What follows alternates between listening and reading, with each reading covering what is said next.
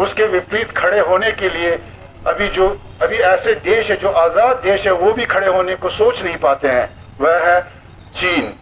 चीन एक बहुत ही शक्तिशाली देश के रूप में मानते हैं आज की तिथि में। हम उसके विरोध में खड़े हैं, हम उसके विपरीत में खड़े हैं, क्योंकि हमारे पास सच्चाई है, क्योंकि हमारे पास परम पूज्य दलाई लामा जी का मार्गदर्शन है, उनका आशीर्वाद है। लेकिन साथ ही में हमारे साथ क्या है, अंतर्राष्ट्रीय समुदाय का समर्थन है। अंतर्राष्ट्रीय समुदाय समय समय पर तिब्बती विषयों, क्योंकि तिब्बती विषय जो है सत्य के आधार पर है और प्रमाण के साथ जो समस्या है वह उजागर करते हुए ऐसे आधारित समस्या है, तो इस पर समर्थन जो है अंतर्राष्ट्रीय समुदाय की ओर से बार बार, चाहे वो यूनाइटेड नेशंस हो, चाहे वो अमेरिका के हाउस ऑफ रिप्रेजेंटेटिव हो, चाहे यूरोपियन यूनियन हो, चाहे एमनेस्टी इंटरनेशनल हो, चाहे ह्यूमन राइट्स वॉच हो, चाहे विभिन्न प्लेटफॉर्म के विभिन्न संगठनों के माध्यम से तिब्बती समस्या का समाधान और तिब्बत के विषय को समर्थन मिला है, उसके लिए हम आभार व्यक्त करना चाहेंगे। और विशेष रूप से जो कि तिब्बत विषय जो जीवित है, जो आज हम यहाँ पर खड़े हैं और बोल रहे हैं, उसकी जो सबसे बड़ी श्रेय जो है अगर हम किसी को अर्पित करना चाहेंगे तो वह है निरंतरता से जो कंटिन्यूस और successive government of India, Pandit Nehru से लेकर आज तक की जो जितनी भी भारत सरकारें हैं, उनकी सहयोग, उनकी आशीर्वाद और उनका स्नेह, जिसके कारण हम आज अपनी संघर्ष को जीवित रखे हुए हैं। साथ ही भारतीय मानस, भारतीय जनमानस, भारतवर्ष के जो लोग हैं, जिनके साथ जिनका स्नेह, जिनका प्यार, जिनका समर्थन हमें निरंतरता मिली है और हमें उनकी जो आशाएं, उनकी जो विश्वास, उनकी जो बल हमें प्रदान की गई है, जिस कारणवश हम आज यहाँ खड़े हैं और आवाज जो है चीन के विरोध में खड़े होकर हम बोल रहे हैं, उसके लिए भी हम भारत की जो जनमानस है, भारतीय सभी भारतवर्ष के लोगों को हृदय दिल से, तहे दिल से शुक्रगुजार और शुक्रिया अदा करना चाहेंगे। और अंत में तिब्बत के विषय को लेकर, तिब्बत के विषय से संबंधित, तिब्बत के विषय पर जो जन आंदोलन हुए हैं, उसमें अपना जो जीवन बलिदान जिन्होंने किया है, अब उसकी संख्या, उसकी जो गणना करेंगे तो आज मैं कहूँगा कि बहुत ही बड़ी संख्या में, जैसे कि सन 1959 से लेकर आज तक कहते हैं कि 2 मिलियन 20 लाख से भी ज्यादा जो है अपने बलिदान हुआ है। लोगों का एक तरह से जीवन जो है चीनी प्रशासन द्वारा खत्म की गई है।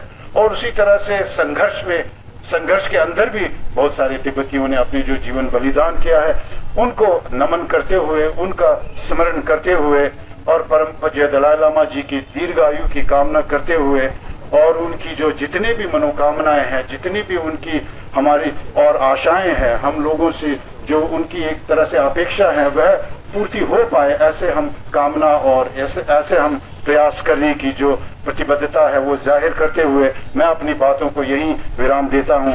बहुत बहुत धन्यवाद। जय तिब्बत, जय भारत। मार्च 25, 1959 इस दिन पोटाला पैलेस में जो ओरेकल होता है, राज्य का ओरेकल होता है एक तरीके से, जो भविष्यवाणी करता है, उसने दलाई लामा को बोला कि आपको जाना पड़ेगा और आज रात ही जाना पड़ेगा, 24 की रात को ही आपको निकलना पड़ेगा, आपको तिब्बत और पोटाला पैलेस छोड़ के जाना पड़ेगा।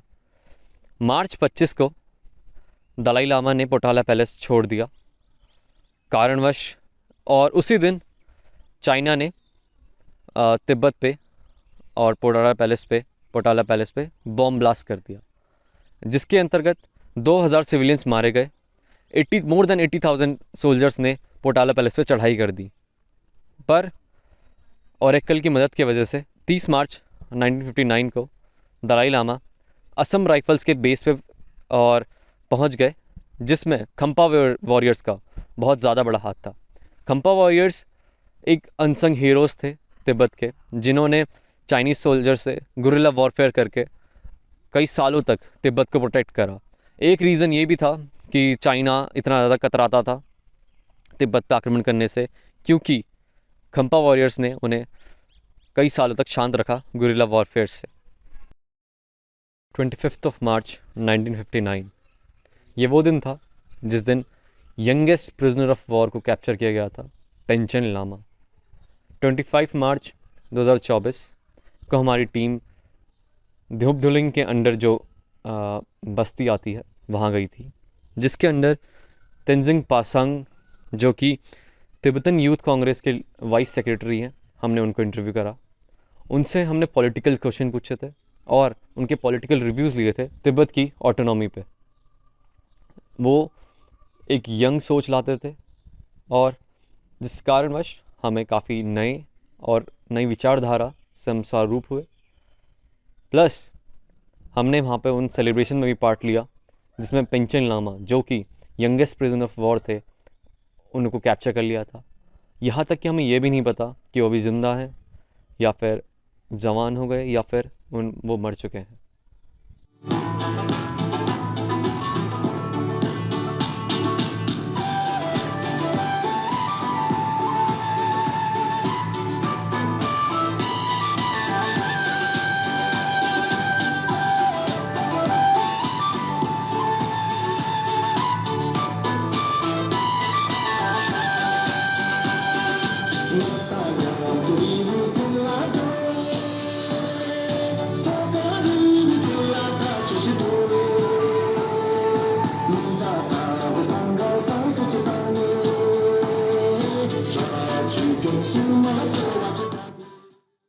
Okay. So greetings first of all. My name is Nitish Krat, and can you please introduce yourself? Yeah, my name is Tenzin, and you may also know me by Tenzin Pasang, Okay. my second name. Okay. I'm born and brought up in Dehradun.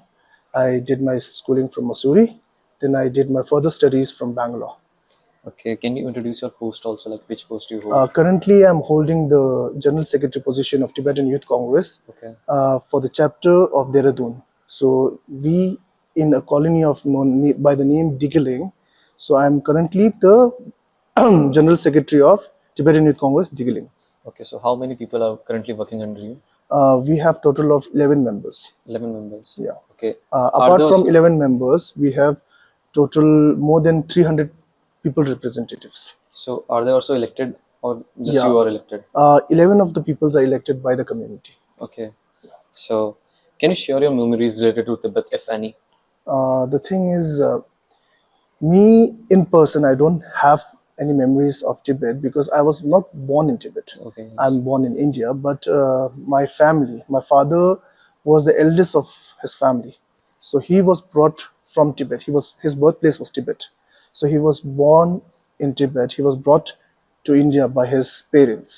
Okay. Yeah, so whatsoever knowledge I have about my home country is what I have gained from our older generation. Okay. So can you share some experience? Sure, no problem. Okay. Tibet is a very vast land. You have a lot of communities which is divided into 3 regions. Dode, Dome, Yuzhang. Okay. Yeah. Dode is like, Dode means it's the upper region. Dome means the lower region. And what is the central region, which is known as Yuzhang. I belong to the Yuzhang community. Okay. So my parents become from Yuzhang community, and when the land is vast, Tibet has a different system. You have farmers, you have nomads. So my family, we belong to we're known as Semadok. So Semadok is a word, a person who does farming as well as roams to different areas as a nomad, Okay. which has animals plus farms. okay, like Yeah. sort of a Bhiksha thing, like in Yeah, farming plus Bhiksha. farming. Okay. So can you explain me the hierarchy of Tibetan government functioning in India? The hierarchy of a Tibetan government currently in India is, for example, let's say our community, whatsoever is currently in Dehradun, we have a CTA representative. So he is the member which is sent by, he's more like an officer which is sent by the government, Okay. who handles whole of Uttarakhand. Below him, there is people who are elected by us, which is more like a pradhan of the colony. Okay. After that, there are a lot of member of parliaments. I told you about 3 regions, Dode, Dome, Yuzhang. Okay. These 3 regions have different, parliamentary members, representatives in the parliament. Okay. Apart from that, we also elect Sijon, which is the president. Okay. Yeah, so we have prime minister as well as president, but we call them the president. And before Sejong, we had His Holiness the Dalai Lama as our political leader. Okay. But after he stepped down, we had two different Sejongs, Lobsang Singye, and currently we have I'm sorry, I forgot the name. Yeah. Take it easy. So they are more like a president of Tibetan community. So, what was the main reason Dalai Lama stepped down as your leader? See, Dalai Lama, it is more of a political reason, because see, Dalai Lama is now coming to such an age where he thinks that if he doesn't make some other person a representative of the community on a later stage may face a lot of different problems, Like bigger it may problems. collapse, right? Yeah, it may also collapse, because see, we as a Tibetan, we have to be united as one. Yes. Because we are still, just imagine, from 1959 till current 2024, the people even who are born in India are still a refugee. So the peoples have to be represented by someone in the world. Okay. So Dalai Lama, being at such an age, he thought that there should be some different representatives who can understand the current situation of people, and showcase to the world what exactly people are going through. So, can you tell me the difference between the government that is functioning in India and in Tibet? See, in India, we are known as the government in exile. Government itself. Yeah, we are known as the parliament in government in exile. So whatsoever we are doing it here, it is our own Tibetan government. But we cannot say there is a government in Tibet, because Tibet is no more Tibet. Tibet is now a part of China. They have acquired the land. So there is no such governance. Chinese, they own the land now, so they won't make some other person the representative of that current area. Okay. So, as we talked about the China, Yeah. prisoners of war that's currently being celebrated, like the birthday of the prisoner of war that is currently celebrated is Panchen Lama. Yeah. So, can you tell me something about Panchen Lama and its significance in your culture? Yeah, sure. Okay. Panchen Lama is more like the second most highest position in the Buddhism culture. Okay. So first is Dalai Lama, then it's Panchen Lama. Both of them are very correlated to each other. So the 10th Panchen Lama, when he was deceased, the 11th was selected by His Holiness the Dalai Lama. When the 11th Panchen Lama, Gyundin Chögying Nyima, his name was Gyundin Chögying Nyima, when he was elected, when he reached an age of 6 years, he was the youngest political prisoner.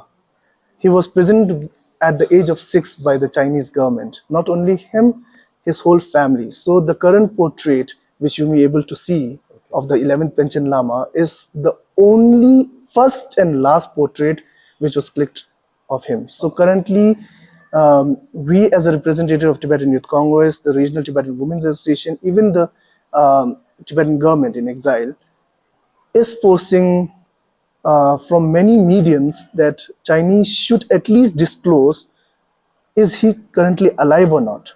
Where is his existence is? Is he, see, today on the 25th of April, he is at the age of 35. He was the youngest political prisoner at the age of 6.